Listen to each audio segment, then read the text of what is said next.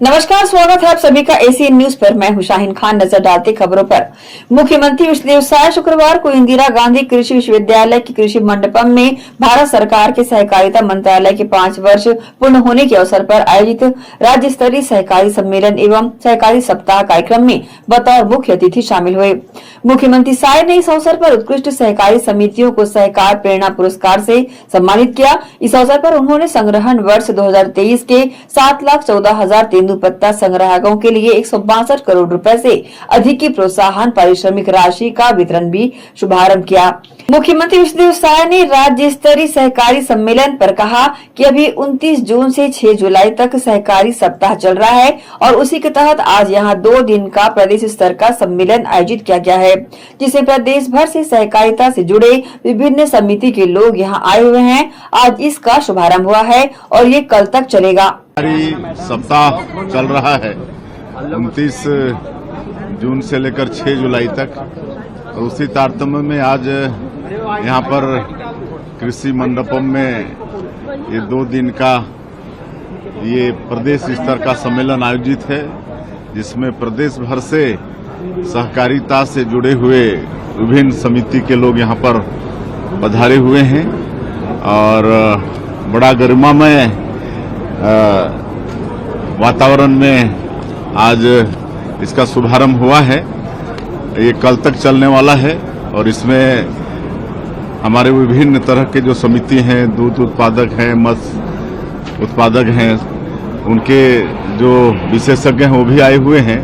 उनका अलग से सत्र चलेगा और उनका व्याख्यान सुनने को मिलेगा। तो निश्चित रूप से और भी विभिन्न क्षेत्रों में जो काम कर रहे हैं, दूध उत्पादन के क्षेत्र में, मत्स्य पालन के क्षेत्र में, वनोपज के वैल्यू एडिशन के क्षेत्र में सबको और जानकारी मिलेगी और उसमें और वो लोग ज़्यादा लाभ ले पाएंगे। और ऐसे समय में हमारे प्रदेश के सहकारिता मंत्री श्री केदार कश्यप जी, हमारे अपेक्स बैंक के चेयरमैन केदारनाथ गुप्ता जी सहित हमारे निगम मंडल के चेयरमैन और विभाग के अधिकारी सबकी उपस्थिति में ये सम्मेलन का शुभारंभ हुआ है। छत्तीसगढ़ के पूर्व मुख्यमंत्री भूपेश बघेल ने राम मंदिर चंदी से जुड़े कथित विवाद को लेकर केंद्र सरकार पर तीखा हमला बोला है। उन्होंने सरकार की तुलना महमूद गजनवी से की और आरएसएस, विश्व हिंदू परिषद और बजरंग दल पर राम के नाम पर लूट करने का आरोप लगाया।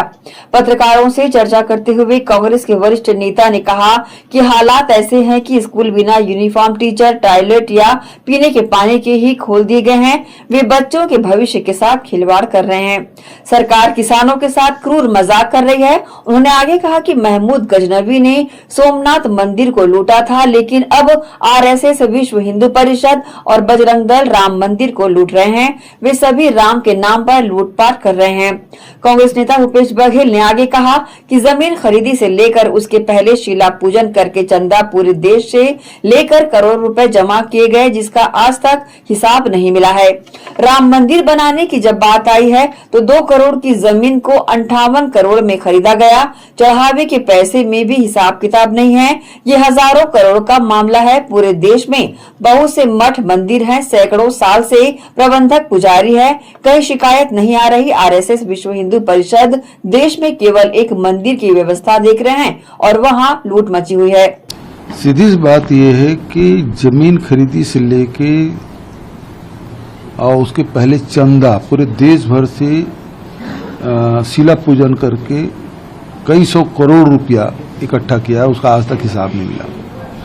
फिर जब राम मंदिर बनाने का बात आई तो 2 करोड़ की जमीन को 58 करोड़ में 10 मिनट में खरीदे। ऐसे भी उदाहरण देखने को मिलेगा। और उसके बाद चढ़ावा में, चढ़ावे के पैसे की भी कोई हिसाब किताब नहीं है। ये हजारों करोड़ का मामला है। पूरे देश भर में हम बहुत सारे मठ है, मंदिर है और सैकड़ों साल से हमारे मठ के प्रबंधक हैं, पुजारी हैं, सब चढ़ावा की व्यवस्था देखते हैं, कहीं शिकायत नहीं आ रही है। आरएसएस और विश्व हिंदू परिषद केवल एक मंदिर का, पूरे देश भर में एक मंदिर की व्यवस्था देख रहे हैं, वो अयोध्या का। तो ये वहां भी लूट मची है। एक जो 12वीं शताब्दी में मोहम्मद गजनवी ने सोमनाथ को लूटा और आरएसएस और वीएचपी ने अयोध्या को लूटा। तो ये राम नाम की लूट है, तो राम नाम को लूटना है ना, राम के नाम से चढ़ावा थोड़ी लूटना है। ये राम के नाम को लूट तो नहीं रहे, राम के नाम से तो वोट ले लिए, सरकार में आ गए, लेकिन अब उस चढ़ावा को लूट रहे हैं लोग और लुटेरों को ये बचाने का काम करे सर, क्योंकि इसमें सभी आरएसएस के बड़े नेता इसमें शामिल हैं। तो कैसे कार्रवाई करते हैं? जहां अयोध्या में 1000 कमरे के एसी युक्त कमरे जो आरएसएस संचालित कर रही, पैसा कहां से खर्चा चलता है? बड़े बड़े 5 सितारा आरएसएस के कार्यालय खुल गए, कहां से बने? यही सब मंदिर चढ़ावा के पैसे से लोग, पूर्व केंद्रीय मंत्री हैं, बड़े वकील हैं और वो कह रहे हैं। तो उसकी बात को मैं आगे बढ़ाते हुए कहना चाहूंगा कि ये राम को ही ये लोग एजेंट भी बना दिए पोलिंग बूथ का, क्योंकि ये लोग खंभों में, शौचालय में भगवान राम के तस्वीरें लोग लगाए, फिर उनके नाम से सरकार बनाई, अब उसके नाम से धन बटोरने काम कर रहा है। धर्म है वो व्यक्तिगत है, मैं किस धर्म को मानता हूं। धर्म हमें सिखाता है कि हम जीवन कैसे जिएं, और धर्म के जो मूल तत्व है जिसमें सेवा है, जिसमें करुणा है, जिसमें दया है, जिससे लोगों के हित करने की प्रेरणा मिलती है, ये सब धर्म हमें सिखाती है। लेकिन ये धर्म के नाम से वोट लेकर राजनीति में धर्म की राजनीति करके आज देख लीजिए क्या परिणति हुई। आज पूरे देश में थू-थू हो रही है। इस जो अपने आप को आरएसएस के लोग चाल चरित्र चेहरे की बात कर रहे थे, वो सब धराशायी हो गया। छत्तीसगढ़ की राजधानी रायपुर में प्रस्तावित नए विधायक आवास प्रोजेक्ट नकटी को लेकर सत्ता पक्ष और विपक्ष के बीच जुबानी जंग तेज हो गई है। कांग्रेस विधायकों द्वारा इस प्रोजेक्ट का स्थान बदलने की मांग को लेकर लगातार लिखे जा रहे पत्रों पर भारतीय जनता पार्टी के वरिष्ठ नेता और पूर्व मंत्री विधायक अजय चंद्राकर ने कड़ा रुख अपनाया है। उन्होंने मीडिया से बातचीत में साफ कहा है कि पूरी कांग्रेस पार्टी भी अगर इसके खिलाफ चिट्ठी लिख दे तो उससे कोई फर्क नहीं पड़ता, क्योंकि जमीन का चयन करना और उसे आवंटित करना पूरी तरह से राज्य सरकार के अधिकार क्षेत्र का हिस्सा है। विधायक अजय चंद्राकर ने कांग्रेस विधायकों की मंशा पर सवाल उठाते हुए कहा कि विपक्ष इस पूरे मामले में केवल राजनीतिक रोटियां सेकने का काम कर रहा है। कांग्रेस की पुरानी कार्यप्रणाली पर तंज कसते हुए वरिष्ठ भाजपा नेता ने कहा कि विपक्षी दल के पास जनता के बीच जाने के लिए अब कोई वास्तविक मुद्दा नहीं बचा है। उन्होंने आरोप लगाया कि अपने शासनकाल के दौरान कांग्रेस ने जल स्रोतों को नुकसान पहुंचाकर तालाबों के भीतर तक पट्टे बांटने का काम किया था और आज वही पार्टी व्यवस्थित विकास का विरोध कर रही है। कितनी जमीन है और कब्जा कितना था, कितनी लगानी जमीन, कितने पट्टे के थे, साबित कीजिए ना। रिकॉर्ड हुआ, कोर्ट ने मना किया। मुझे पूछने के बजाय आप उसको इधर देख रहे हैं, उस मामले को गाली गलौज से मीडिया में आ रही है, गंदी भाषा मीडिया में आ रही है, तो आप इसको भी साबित कीजिए। कब्जा कितने में है और पट्टा कितने में है, अधिकारिता कितने में है। उसको 30 विधायक लिख देना, उससे क्या होगा? 2003 में योजना हमने बनाई थी उसकी। देखिए, हमेशा एक दूसरी चीज आप पूछते हैं, नकटी को प्रस्तावित किसने किया था, कब किया था? वो विधायक की कॉलोनी वहां बनेगी, ये प्रस्ताव कब का? समझ रहे हैं ना? इसको एक तो जानना समझना चाहिए। और उसके बाद कांग्रेस की ये बातें आनी चाहिए जो आप कह रहे हो ना, 6 विधायक, पूरे 30 विधायक लिख देना, उससे क्या होता? विधायकों को जमीन मिले, 2003 में योजना हमने बनाई थी उसकी, नहीं लेना हो मत लें, सक्षम होंगे वो 6 लोग। सरकार का विशेषाधिकार है कि जमीन कहां पे कैसे दिया जाए, सरकारी जमीन को दे रहे हैं। अब आप एक चीज और गौर कीजिए, 85 लोग प्रभावित हुए, वो व्यवस्थापन से असहमत है तो उस पर चर्चा जरूर करनी चाहिए। लेकिन एक बात समाचार पत्रों में जरूर आनी चाहिए कि 85 लोग कितनी जमीन पर काबिज थे, एक व्यक्ति को कितनी जमीन मिलनी चाहिए और कितनी जमीन पर काबिज थे और कुल मिला के कितने एकड़ पर कब्जा था। माने 85 लोग लगभग 35 एकड़ में काबिज थे, तो एक आदमी के पास कितनी जमीन रही होगी। आवास के लिए, निस्तारी के लिए क्या उतनी जमीन जरूरी है? भूपेश बघेल जी ने इसका अध्ययन किया है, दीपक बैज जी ने इसका अध्ययन किया है, या और जो कांग्रेस के छल्ले दुमछल्ले लगे हैं वो इनका अध्ययन किए हैं, नहीं किए? तो घटनाक्रम मानवीय आधार पर उनका व्यवस्थापन असहमत है, सहमति में बदलना चाहिए। उनसे बात रुकेंगे छोटे से ब्रेक के लिए, जल्द हाजिर होते हैं। आप सब बंद रहिए एसीएन न्यूज के साथ। जीटी डायग्नोस्टिक, जहां सबसे एडवांस टेक्निक्स के साथ सारी जांचें एक ही छत के नीचे। जीटी डायग्नोस्टिक लाए हैं आपके शहर में पहली बार मध्य भारत का सबसे एडवांस 3 टेस्ला एमआरआई, जो आपको देगा बेस्ट क्वालिटी इमेजेस और सारी स्कैनिंग 6 से 10 मिनट में हो जाती है, जहां आम एमआरआई मशीन 45 से 1 घंटे लेती है। इसमें है वाइट बोर्ड, जिसमें मरीज अंदर जाते हैं तो उन्हें डर नहीं लगता, और साथ ही फीट फर्स्ट की सुविधा, डॉक्टर को इलाज करने में सुविधा। आप अपने डॉक्टर की सलाह से सही जगह एमआरआई कराएं। जीटी डायग्नोस्टिक सेंटर में multi slice CT scan, ultrasound, echo एवं समस्त बाकी जांचों की सुविधा एक ही छत के नीचे। जीटी डायग्नोस्टिक में 24 घंटे सुविधा, स्वच्छ वातावरण एवं waiting area, qualified doctors, trained staffs. GT diagnostic, near Nehru Nagar square, Priyadarshini परिसर, भिलाई।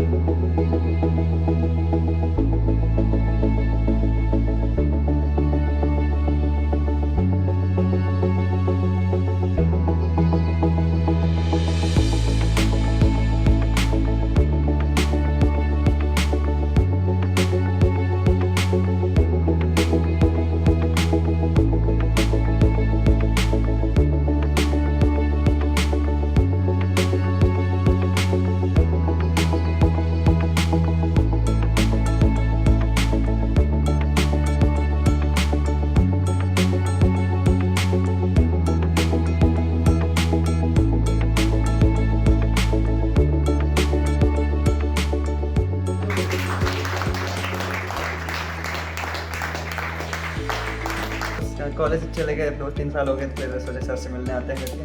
11th-12th में भी यहीं थे, फिर कोटा जाने के बाद वापस यहीं आए तो सर के साथ अच्छा खासा अनुभव रहा। मतलब सर ने हमारे क्लास के बीच में ऐसी बहुत सारी बातें बोली और इतनी बातें बोली कि सर हमारे लिए सुल्तान रहे। मैंने नीट 2025 में 602 मार्क्स लाए, जिससे मेरी AIR बनी 1239 और मेरी फिजिक्स में परसेंटाइल थी 99.97 और इसका क्रेडिट जाता है सलीम सर को। मैंने रूबी फिजिक्स ज्वाइन किया था 11th क्लास में मिड सेशन, क्योंकि मेरे कंसेप्ट्स क्लियर नहीं थे and I was struggling a lot in the subject, but sir accepted me straight away in his classes. वो क्लास ज्वाइन करने के बाद I had developed a curiosity for the subject. Class में बैठ के मज़ा सा आने लग गया पढ़ाई करने में। उनकी समझाने का तरीका, उनकी wide variety of numericals and test से मैंने एक रैपिड इम्प्रूवमेंट देखा मेरी प्रोग्रेस में। सर अपने बच्चों को बहुत अच्छे से जानते थे। ही न्यू कौन से कंसेप्ट में ज़्यादा टाइम देना है, किस में डिफ़िकल्टी आ रही है हमें, एंड ही ऑलवेज लाइक सबको साथ लेके चलते थे। सलीम सर ने हमेशा हमें अपने बच्चों के समान रखा है। I am so grateful to have him not just as a teacher but as a mentor. Thank you so much sir.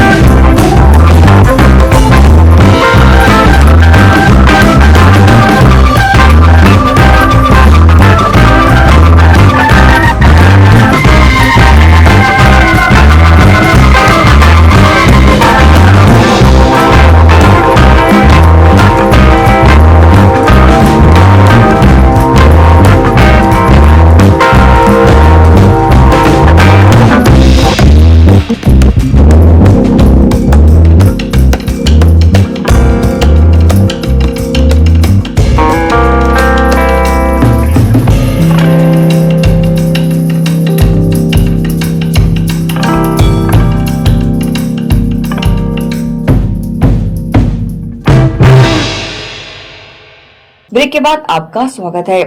Chhattisgarh के पूर्व सीएम भूपेश बघेल ने धीरेन्द्र कृष्ण शास्त्री की हनुमान भक्ति पर सवाल उठाते हुए कहा कि जो व्यक्ति हनुमान जी का इतना बड़ा भक्त है, उसे किस बात का डर होना चाहिए। उन्होंने आरोप लगाया कि ऐसे लोग लुटेरे हैं और उन्होंने छत्तीसगढ़ में लोगों को लूटा है। उन्होंने बागेश्वर धाम के प्रसिद्ध दावे, जहां वे लोगों की समस्याओं की पर्ची खोलकर समाधान बताते हैं, पर तंज कसते हुए कहा कि उन्हें पर्ची खोलकर ये बताना चाहिए कि राम मंदिर के लुटेरे कौन हैं।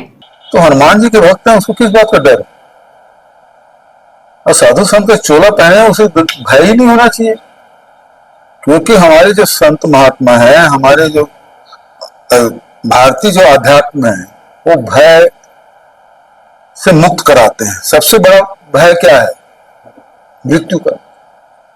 उससे मुक्त कराने का काम भारत का अध्यात्म, भारत के दर्शन, भारत की संस्कृति, साधु संत, वही कबीर जी ने कहा, भला हुआ मेरी मटकी फूटी है ना। तो उस परंपरा को मानने वाले हैं। ये तो अपने ये 5 तो बने पुतले से इतना मोह बागेश्वर को, तो कैसे साधु को पहने हैं? ये एक्चुअल में ये भी लुटेरे ही हैं। छत्तीसगढ़ में खूब लूटे हैं भाई लोग।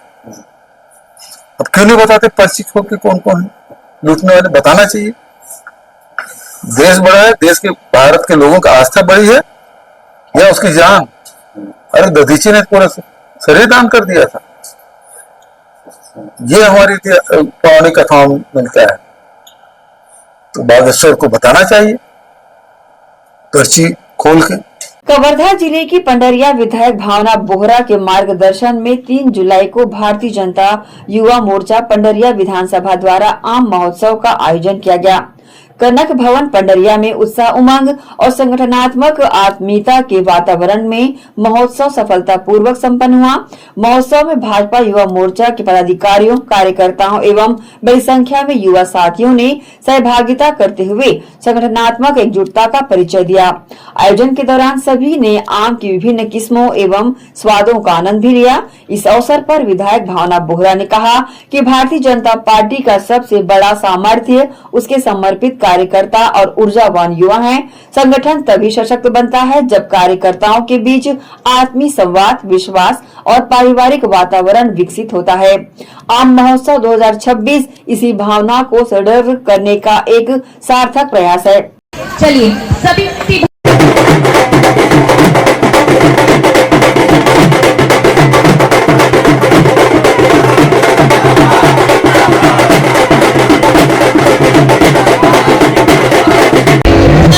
बचे हुए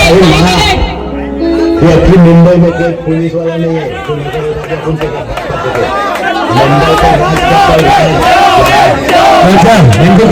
आज इनको देख के समझ आ रहा है कि दानव दैत्य का मतलब क्या होता है।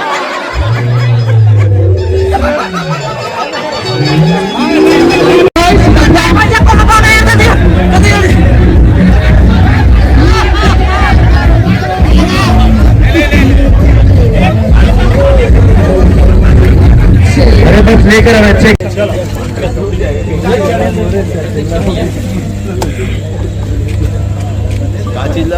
आज विशेष आयोजन हुआ आम उत्सव का, क्या रहा, कैसा रहा, क्या रहा? आम महोत्सव को खास बनाने के लिए आज हमारे पंडरिया की विधायक हमारी दीदी भावना बोहरा जी यहाँ उपस्थित थी और युवा साथियों के साथ ये आम महोत्सव बहुत ही खास हुआ और बहुत ही यहाँ पे सारे युवा जो है एंजॉय कर रहे हैं, काफी मजा कर रहे हैं। कितना आम खाए, कितना आनंद आया? क्योंकि आम फलों का राजा है और उस आम का महोत्सव मनाना और हम लोग एक थीम के साथ ही सारे जितने भी युवा साथी हैं येलो टी शर्ट पहन करके आएंगे और इस महोत्सव को खूब अच्छा एंजॉय करेंगे ताकि हमारे बीच में भी एक अच्छा संबंध स्थापित हो और आने वाले समय में हम सब मिल करके बहुत ऊर्जा के साथ काम करें, इसलिए आम महोत्सव का आम महोत्सव का जो है आयोजन किया गया, इसका उद्देश्य क्या है और किस तरह से एंजॉय किया गया? आज युवा मोर्चा के द्वारा एक बहुत अच्छा प्रोग्राम ऑर्गेनाइज किया गया है। आम महोत्सव नई थीम है, नई सोच है और एक अलग ही यहाँ पे माहौल देखने को मिल रहा है। निश्चित तौर पे जो पार्टी के हमारे जितने भी कार्यकर्ता, जितने मोर्चा हैं, लगातार पार्टी के कामों में इतने व्यस्त रहते हैं कि शायद एक दूसरे से मिलना और इस तरीके से एंजॉय करना हमारा काफी पीछे छूट जाता है। तो आज एक नई शुरुआत पंडरिया विधानसभा में हुई है और बहुत अच्छा लग रहा है। आज जो नई टीम है, जो पुरानी टीम है युवा मोर्चा की, सबका तालमेल यहाँ दिख रहा है और लगभग सभी मंडलों से युवा मोर्चा के जो हमारे भाई हैं वो सब पहुंचे हैं। सभी ने ऑरेंज थीम मैंगो के कलर में ड्रेस कोड अपना डिसाइड किया था और डिफरेंट काइंड ऑफ गेम्स यहाँ पे जो उन्होंने किए हैं, पार्टिसिपेशन हुआ भांगड़े के साथ, तो बहुत अच्छा लग रहा है। और निश्चित तौर पे मुझे लगता है कि एक नई एनर्जी आज के इस प्रोग्राम के बाद युवा मोर्चा में हम सबको देखने को मिलने वाली है। क्या लगता है जिस तरह से युवाओं का जो है आज आयोजन। वक्त है एक और छोटी सी ब्रेक का, जल्द हाजिर होते हैं। आप सब बने रहिए एसी न्यूज के साथ। श्री शंकराचार्य प्रोफेशनल यूनिवर्सिटी जुनवानी, जी हाँ, सत्र 2024-25 के लिए प्रवेश प्रक्रिया प्रारंभ है। डिप्लोमा इन फार्मेसी एवं बैचलर ऑफ फार्मेसी के लिए प्रवेश प्रारंभ है। बिना PPHD दिए सीधा प्रवेश। इतना ही नहीं, 10वीं और 12वीं में गणित और विज्ञान के छात्रों के लिए सुनहरा अवसर है। सीमित समय, सीमित सीटें। अगर है सपनों को पूरा करना तो भरना होगा ऊंची उड़ान। जल्दी करें, प्रवेश प्रारंभ है। प्रेजेंटली शंकराचार्य ग्रुप के अंदर 4 फार्मेसी कॉलेजेस हैं। इन चारों फार्मेसी कॉलेजेस में diploma in pharmacy and bachelor of pharmacy की कोर्सेज रन होती हैं। साथ में masters in pharmacy and PhD की कोर्सेज भी हम ऑफर करते हैं। शंकराचार्य प्रोफेशनल यूनिवर्सिटी के अंदर ये चारों कॉलेज एफिलिएटेड हैं and most importantly pharmacy council of India ने चारों कॉलेजेस को अनुमोदन दिया है। जैसे कि आप जानते हैं, Shankaracharya group is famous for its infrastructure, its faculty, its students group, and in every aspect we are on top as from 2008. So in this year also, अगर आप चाहते हैं कि आप 12th के बाद साइंस में आपके भविष्य बनाना चाहते हैं तो शंकराचार्य प्रोफेशनल यूनिवर्सिटी में एक बार जरूर आए। फार्मेसी कोर्स में अभी डायरेक्ट एडमिशन 12th की परसेंट बेसिस पे दिया जा रहा है, तो जल्द से जल्द संपर्क करें। तो एडमिशन हेतु जल्दी करें। Shri Shankaracharya professional university Junwani, Bhilai, Chhattisgarh. संपर्क करें 9977258200।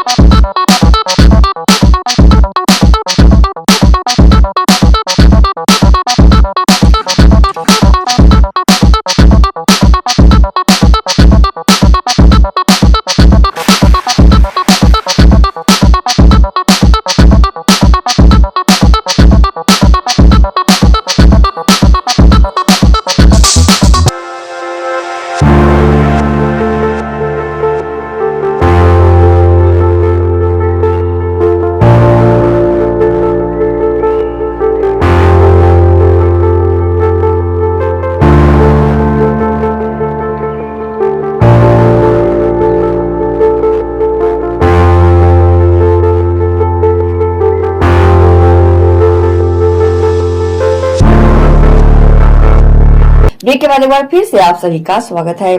न्यायधानी बिलासपुर के सरकंडा थाना क्षेत्र में हिट एंड रन जैसे हादसे ने लोगों को दहला दिया। कपिल नगर में तेज रफ्तार बोलेरो ने पहले एक कार को टक्कर मारी, फिर स्कूटी को रौंदते हुए सड़क किनारे स्थित दुकान में जा घुसा।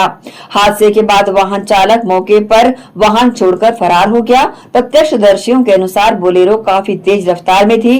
टक्कर इतनी जबरदस्त थी कि स्कूटी वाहन के नीचे फंस गई, जबकि कार और दुकान को भी भारी नुकसान पहुंचा है। बोलेरो की तलाशी में शराब की बोतलें और डिस्पोजल ग्लास मिलने से चालक के नशे में होने की आशंका जताई जा रही है। सूचना मिलते ही पुलिस मौके पर पहुंची और बोलेरो को जब्त कर लिया तथा मध्य प्रदेश पासिंग नंबर की इस गाड़ी के मालिक और फरार चालक की तलाश शुरू कर दी। बिलासपुर जिले के कोटा थाना क्षेत्र के ग्राम भाड़म से एक हृदय विदारक घटना सामने आई है। खेत में काम करने गए एक ही परिवार के 3 सदस्य करंट की चपेट में आ गए, जिससे मां सहित 2 बेटों की मौके पर ही दर्दनाक मौत हो गई। एक साथ 3 लोगों की मौत की खबर से पूरे गांव में शोक की लहर दौड़ गई।